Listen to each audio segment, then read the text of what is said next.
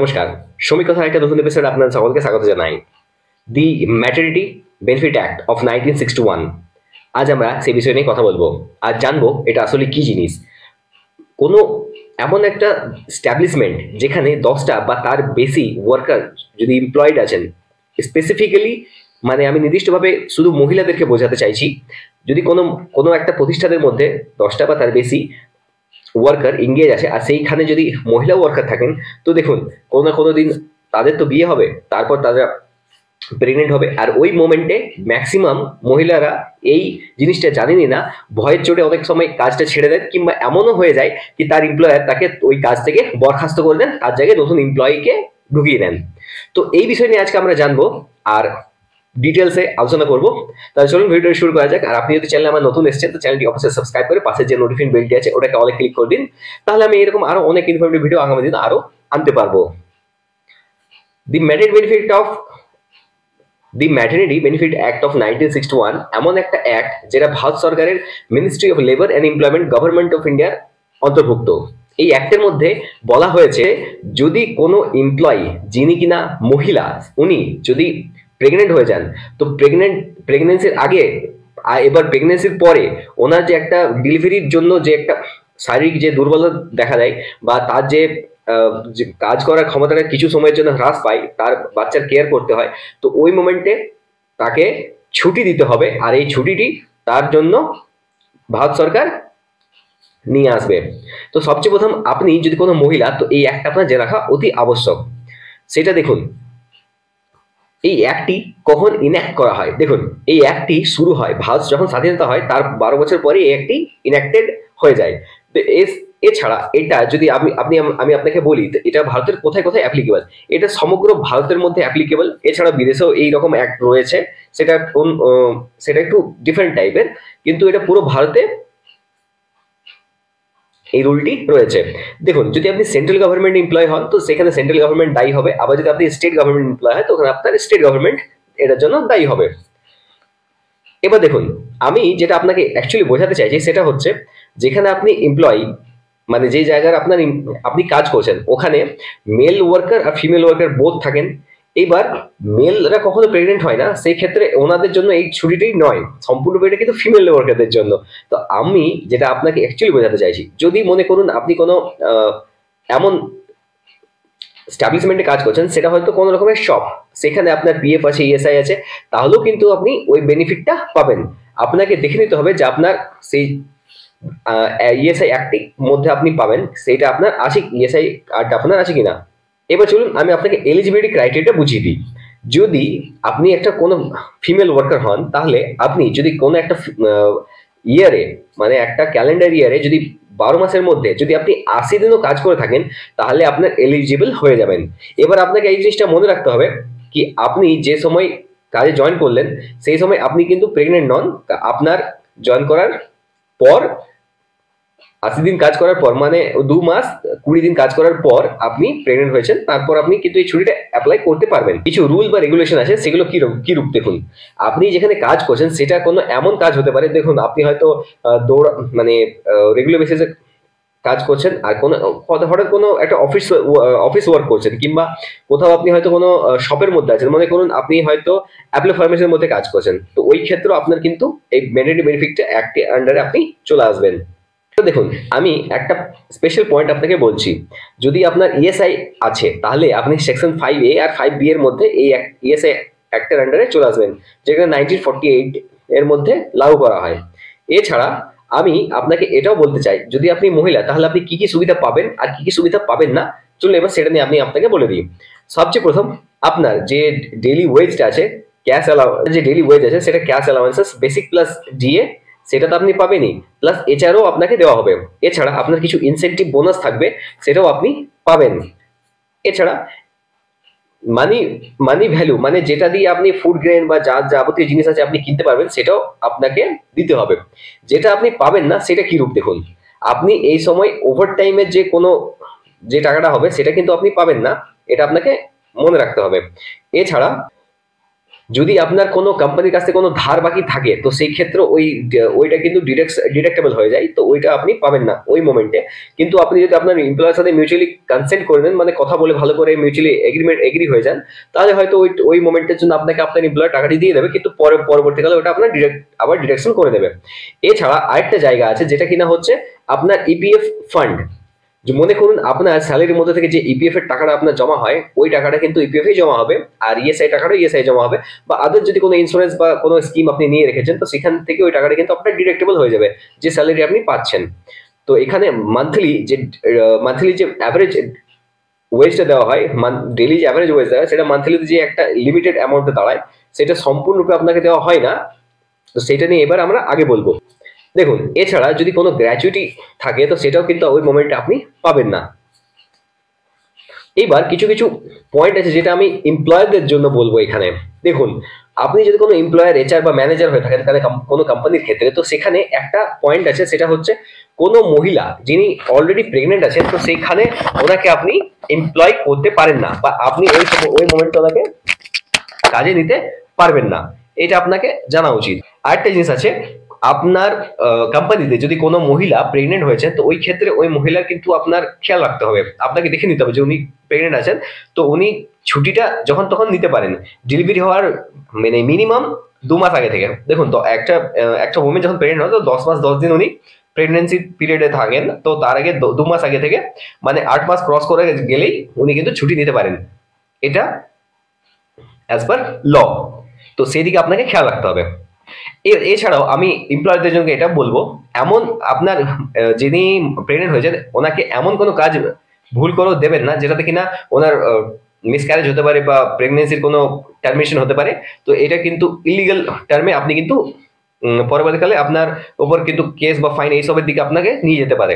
তো এটা থেকে বিরত থাকার চেষ্টা করবেন, ওনাকে এমন কাজ লাইটলি জব দেবেন যে কাজটি উনি করতে পারেন। আর আমরা কিছু এমন পয়েন্ট বলবো, এমন পয়েন্ট নিয়ে আলোচনা করবো যেটা খুব জরুরি। Before the expected date of delivery, মনে করুন কোনো এমপ্লয়ি, ওমেন এমপ্লয়ি যিনি এক্সপেক্টেড ডেট, যে ওনার হয়তো 1.5 মাস পর হয়তো ডেলিভারি হবে কিংবা 2 মাস পর ডেলিভারি হবে, উনি কিন্তু ওই মোমেন্টে ছুটিটি নিতে পারেন। তো এটার জন্য কিন্তু দায়বদ্ধতা ওনার এমপ্লয়ার হবে, উনি হবে না, ওনার এমপ্লয়ার হবে। ওনার এমপ্লয়ারকে এটা কিন্তু সেদিকে কিন্তু খেয়াল রাখতে হবে, এটা অবশ্যই যে আপনার জেনে রাখা উচিত। এছাড়াও আপনি যদি এমপ্লয়ার, তো আপনাকে আপনার এমপ্লয়িকে, ওমেন এমপ্লয়িকে প্রত্যেক মাসে ডেলি যে অ্যাভারেজ ওয়েজ আছে সেটা অনুযায়ী আপনাকে পেমেন্ট করতে হবে।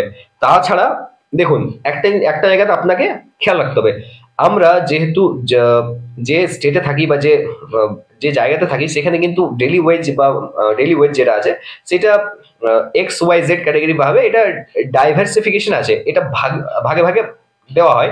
তো আমরা কখনো এটা বলতে পারবো না কি ওইখানে অমুক দেওয়া হচ্ছে, এখানে এরকম কেন দেওয়া হচ্ছে। তো এটা আপনাকে মেনটেন করতে হবে। আর এটা আমি মহিলাকেও বলবো কি এই জায়গাটাকে, এই পয়েন্টটাকে আপনাকে বুঝতে হবে যে এইরকম আমাদের রুল রেগুলেশনের মধ্যে রয়েছে। তো উনি কিন্তু নিজের পকেট থেকে তো দিতে পারবেন না, এটা আপনাকে বুঝে নিতে হবে। স্টেট টু স্টেট ভ্যারি করে, আবার সেটা আপনাকে জানা উচিত। এছাড়াও এমপ্লয়ারদেরকে আমি একটা জিনিস বলবো, যদি কোনো মহিলা প্রেগনেন্সির সময় যদি ওনার বাচ্চা যদি টার্মিনেট হয়ে যায়, মানে উনি যে বাচ্চা যদি টার্মিনেট হয় সেটা তো আলাদা গল্প, সে তো ওই সময়টাতেও ওনাকে কিন্তু 1.5 মাস ছুটি দিতে হবে। আবার যদি ওনার ডেলিভারি টাইমে যদি ওনার ডেথ হয়ে যায়, তো ওই ক্ষেত্রে ওনার বাচ্চা যদি সুস্থ থাকেন, তো ওনার বাচ্চাকে আপনাকে ততদিন পর্যন্ত ওনার যে পেমেন্ট আছে, পেমেন্ট দেওয়ার কথা, ততদিন পর্যন্ত আপনাকে পেমেন্টটা দিতে হবে। এছাড়া উনি যদি কোনো নমিনি করে রাখেন, তো উনি নমিনিকে দিতে হবে, কিংবা লিগেল হায়ার যিনি থাকবেন ওনাকে তখন পেমেন্টটি আপনাকে করতে হবে। আরেকটা স্পেশাল পয়েন্ট আছে, সেই পয়েন্টটা হচ্ছে কিরূপ, যে এটা কিন্তু স্টেট টু স্টেট ভ্যারি করে অনেক সময়। এমপ্লয়ার উনি কিন্তু যখন ডেলিভারি হওয়ার পর 1000 টাকার বোনাস হিসাবে ওনাকে দেওয়া হয়, মানে ওমেন এমপ্লয়িকে দেওয়া হয়। এটা একটা রুলের মধ্যে এখানে রয়েছে। যদি কোনো ওমেন এমপ্লয়ের মিসক্যারেজ হয়ে যায়, তো ওই ক্ষেত্রে ওনাকে কিন্তু 1.5 মাসের ছুটি দিতে হবে। এটা মেডিকেল টার্মিনেশনের আওতায় আসে বা মিসক্যারেজের আওতায় চলে আসে। এছাড়া দেখুন, যদি কোনো ওমেন এমপ্লয়িকে কোনো কোম্পানি টার্মিনেট করছে, তো ওই সময় কিন্তু এটা কিন্তু লিগ্যাল ব্যাটেলে পরিণত হতে পারে, সেদিকে কিন্তু আপনাকে ধ্যান রাখতে হবে। কোম্পানির ক্ষেত্রে এমনও দেখা যায়, সেখানে কিন্তু যদি ওমেন এমপ্লয়ি যদি অফিসে না যেয়ে বাড়ি থেকে বসে কাজ করতে পারেন, তো সেই ক্ষেত্রে তাকে এমপ্লয়ারকে জানিয়ে সেই ছুটিটাকে গ্র্যান্ট করে নিতে হয়, তাহলে উনি বাড়িতে বসে কাজটি করতে পারবেন। এক্ষেত্রে ওনার যে প্রেগনেন্সি পিরিয়ড আছে, ওই পিরিয়ডটার মধ্যে ওনার একটু সুবিধাও হবে, আর কোম্পানির কাজে যেন ক্ষতি না হয় সেটা উনি করতে পারেন। কিন্তু কিছু কিছু জায়গাতে কিছু কিছু ক্ষেত্রে এমনও দেখা দেয় কি বাধ্য হয়ে অনেক সময় মহিলা এমপ্লয়ি রিজাইন করে দেন, কিংবা ভয়ের নিজের রিজাইন চেয়ে নেন, রিজাইন করে দেন। এই জিনিস থেকে বিরত থাকবে সবসময়। গভর্নমেন্ট অফ ইন্ডিয়া নিজের ওমেন এমপ্লয়ীদের জন্য খুবই সক্রিয় ওনাদেরকে দেখার জন্য। তো আমি আপনাদেরকে রিকোয়েস্ট করবো এরকম ভুল করবেন না, বাড়িতে বসে চেষ্টা করবেন যতটা সম্ভব আপনি কাজটা করার চেষ্টা করবেন, কিন্তু কেননা ডিউরিং প্রেগনেন্সি আপনি কাজ করতে পারবেন, আবার একটা অ্যাট দি এন্ড একটা টাইম আসার পর তখন আপনি কিন্তু কাজটা করতে পারবেন না, যখন আপনার প্রবলেম হতে পারে। তো ওই মোমেন্টে আপনি 2 মাস আগে থেকে ছুটিটা নেওয়ার চেষ্টা করবেন। আর একটা প্রবলেম দেখা দেয় এমপ্লয়ীদের জন্য, যখন আপনি প্রেগনেন্সি পিরিয়ডে যাচ্ছেন, তো ওই সময়টাতে কি হয়, অনেক ক্ষেত্রে এমপ্লয়ীদের উপর বেশি বার্ডেন চেপে যায়। এমপ্লয়ারদেরকে পেমেন্ট করতে হয় নিজের এমপ্লয়িকে, প্লাস আদার কোনো এমপ্লয়িকে এনে ওই জায়গাটাতে তখন কাজটি করাতে হয়। এর ক্ষেত্রে দেখুন কিছু কিছু কোম্পানি নিজের যতটা এমপ্লয়ি দরকার, মানে মনে করুন হয়তো 70টা এমপ্লয়ি দরকার, সেখানে 5টা বেশি এমপ্লয়ি এঙ্গেজ করে রাখে, কেননা রিলিভার হিসেবে ওনারা কাজ করে থাকেন। যখন কিছু একসাথে অনেকজন ছুটিতে চলে যান, তখন ওই রিলিভারি গুলোকে দিয়ে কাজটি করানো হয়।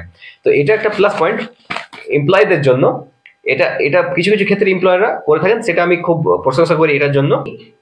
এমপ্লয়ার বা যিনি কাজ করছেন ওনার জন্য যখন আপনার প্রেগনেন্সি পিরিয়ড থাকবে, ওই সময় আপনি একটা অ্যাপ্লিকেশন করে আপনার এমপ্লয়ারকে দিতে পারেন কি আপনি এই তারিখ থেকে তারিখ পর্যন্ত আপনি থাকবেন না বা আপনি আসতে পারবেন না। তাতে কি একটা রেকর্ড মেনটেন থাকবে, সেটা কিন্তু আপনার ফিউচারের জন্য অনেক বড় প্রমাণ হিসেবে রইবে, আপনাকে ইলিগাল টার্মিনেশন থেকে বাঁচাতে পারে। কেননা ম্যাক্সিমাম জায়গাতে এটাও দেখা যায়, এই 10 দিনের বেশি যদি কেউ 10 দিনের বেশি যদি কেউ না জানে কোম্পানির মধ্যে না আসে, তখন সেই ক্ষেত্রে ওনাকে অ্যাবসকন্টেড হিসেবে ঘোষণা করে দেওয়া হয়, সেই জায়গাতে নতুন কোনো এমপ্লয়িকে রেখে নেওয়া হয়। তো সবসময় যখন এই ছুটির ব্যাপারটা আসবে, তখন আপনি চেষ্টা করবেন কি আপনার যেন পুরো একদম লিগালি প্রসেসটা আপনি ফলো করে কাজটি করছেন। এই ক্ষেত্রে আপনার এমপ্লয়ার একটা মাস্টার রোল আর রেকর্ড রাখবেন আপনাদের জন্য। যদি আপনি প্রেগনেন্ট, তো সেই ক্ষেত্রে আপনার টোটালি 26 সপ্তাহের একটা ছুটি হবে। সেটা কিরূপ হতে পারে সেটা দেখুন, 26 সপ্তাহ বা 180 দিনের একটা ছুটি আপনার পাওনা রইবে। সেই ছুটিটা আপনি ভেঙে ভেঙে নিতে পারেন, কিংবা আপনি একসাথেও নিতে পারেন। তো আমি আপনাকে স্পেশালি সাজেস্ট করব, যখন আপনি প্রেগনেন্সি পিরিয়ডে আছেন, তখন ডেলিভারি হওয়ার 2 মাস আগে এই ছুটি নেওয়ার চেষ্টা করবেন। আর ডেলিভারি কমপ্লিট হওয়ার পরও যেন আপনার যখন কমপ্লিট পিরিয়ডটা চলছে, ওই সময় যে বাকি যে আপনার পিরিয়ডটা রইলো, যে টাইমটা আপনার রয়েছে, ওই সময় আপনি ছুটিটি বাড়িতে বসে বাচ্চাটার নার্সিং করুন। এই ক্ষেত্রে আপনার সেটা সুবিধাজনক হতে পারে। ক্রেচে ফ্যাসিলিটি বলে একটা ফ্যাসিলিটি আছে, সেই ফ্যাসিলিটিটা স্পেশালি সেই জায়গাতে অ্যাপ্লিকেবল হয় যেখানে 50টা বা তার বেশি ওয়ার্কার এমপ্লয়ি আছেন। সেখানে উনি নিজের বাচ্চাকে রাখতে পারেন, ওনার শুশ্রূষা করা হয়, প্লাস যখন কিছু কিছু টাইম ইন্টারভাল দিয়ে উনি নার্সিং করতে পারেন, ওনাকে নিজে খাবারটা খাওয়াতে পারেন।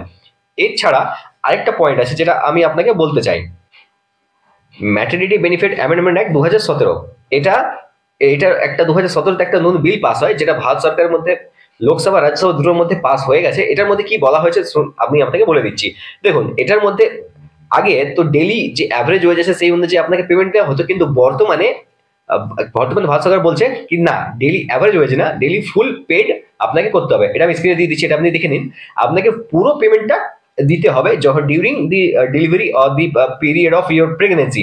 ওই সময় আপনি যে ছুটির মধ্যে থাকবেন, সেই সময় দেখুন আপনার যদি অ্যাভারেজ ওয়েজটা দেওয়া হয়, তাহলে আপনি কিন্তু সম্পূর্ণরূপে জিনিসপত্র কিনতে পারবেন না, বা আপনার যা প্রয়োজন পড়ে সেটা আপনি ফুলফিল করতে পারবেন না। তো সেই ক্ষেত্রে এই বিলটি পাস হয়ে গেছে। এটা আপনি এমপ্লয়ারের সাথে কথা বলে আপনাকে জেনে নিতে হবে যে আপনি কি পাচ্ছেন বা কি পাবেন। কিছু কিছু ক্ষেত্রে কিছু কিছু কান্ট্রি কিছু আলাদা রুল ফলো করে থাকে। এখানে দেখুন, ভারতের মধ্যে যদি আমি আপনাকে বলি, তো ভারতের মধ্যে যে বার্ডেনটা চাপে, সেটা একটা এমপ্লয়ের উপরে অনেকটা চেপে যায়। নতুন ওয়ার্কারকে এঙ্গেজ করে আবার তাকে দিয়ে কাজ করানো, তাকে একটা আলাদা এক্সট্রা পেমেন্ট দেওয়া, আবার ওনাকে যিনি প্রেগনেন্ট আছে ওনাকে একটা আলাদা পেমেন্ট দেওয়া, এটা কিন্তু একটু মানে বলতে গেলে বার্ডেন টাইপের, বা একটু বেশি প্রেসার পড়ে যায় একটা এমপ্লয়ের উপর। কিন্তু আদার কান্ট্রির মধ্যে কি রকম দেখুন, আদার কান্ট্রির মধ্যে এমপ্লয়ার 2 মাসের জন্য দেখেন, আর বাকি যে টাইমটার জন্য আপনার থাকবে 4 মাস, যেমন 6 মাসের মধ্যে যদি একটা গ্যাপ থাকলো, তো সেই ক্ষেত্রে পাবলিক যে ফান্ড আছে সেই ফান্ডটা ওনাকে নার্সিং করে থাকেন। তো পাবলিক ফান্ড থেকে ওই টাকাটা আসে। উদাহরণস্বরূপ আমি আপনাকে যদি সিঙ্গাপুরের কথা বলি, তো দেখুন কি রূপ আছে। সিঙ্গাপুরের ক্ষেত্রে একজন এমপ্লয়ার 8 সপ্তাহের জন্য নিজের এমপ্লয়ির ধ্যান রাখেন, আর বাকি যে টাইমটার জন্য ওনাকে ধ্যান রাখার কথা আছে বা ওনার নার্সিং করার কথা আছে, ওই টাইমটা পাবলিক যে ফান্ড আছে সেখান থেকে ওনার দেখাশোনা করা হয়। 2 মাস এই পাশে 2 মাস ওই পাশে, এইভাবে এইটা দেওয়া হয়। তো ভিডিও লেগেছে, চ্যানেলটি অবশ্যই সাবস্ক্রাইব করে পাশে নোটিফিকেশন বেলটি অল ক্লিক করে দিন। আর কমেন্ট করে আপনি আমাকে সাজেস্ট করতে পারেন আপনি নতুন কোন একটা বিষয় জানতে চান, তাহলে আমি সেই বিষয়ে ভিডিওটা বানাবো। যদি ধন্যবাদ।